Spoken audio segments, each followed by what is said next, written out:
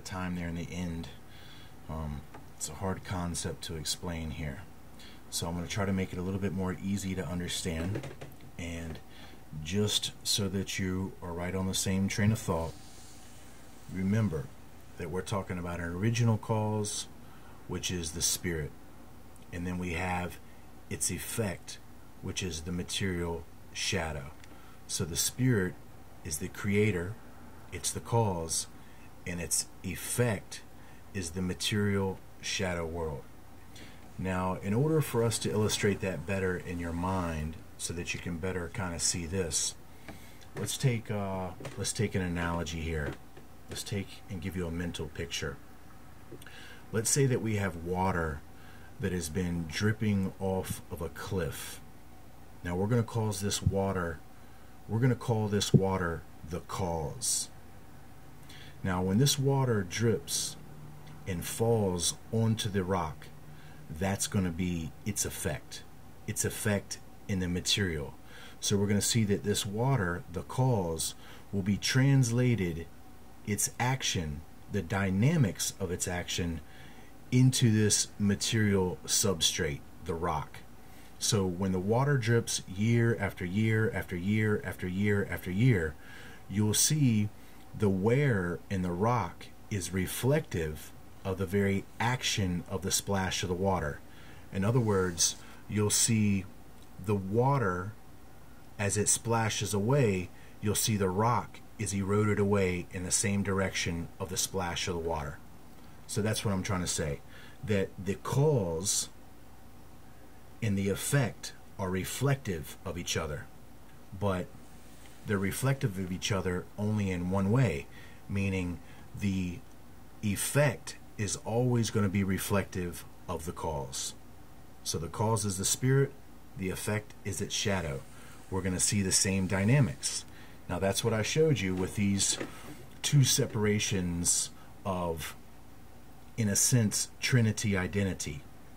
Now if you know that these are reflective of the very same dynamics now, this is what should make some sense.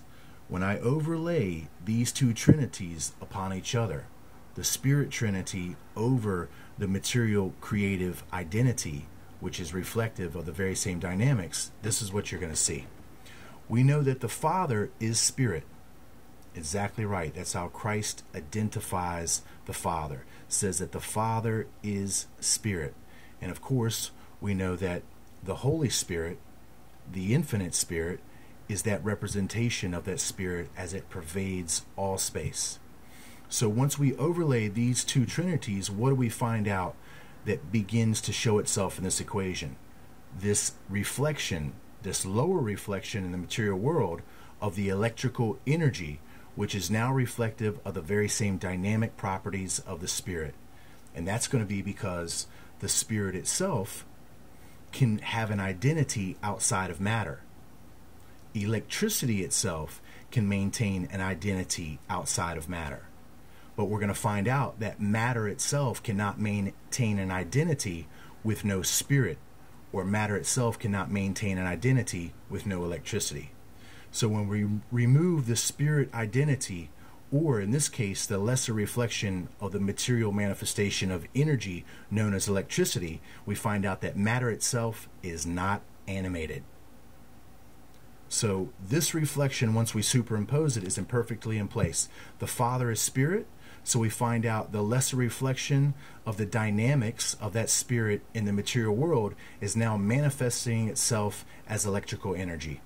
So when we come down here and we superimpose this understanding of this lesser form of material creation, we find out that we get the organic portion of it, and then we have the chemical portion of it, which completes the electrical.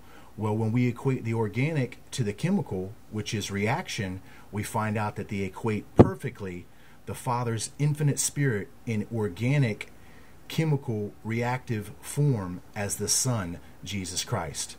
We'll explain how this chemical is in reflection of reaction as it comes down here to this action. I'll be back.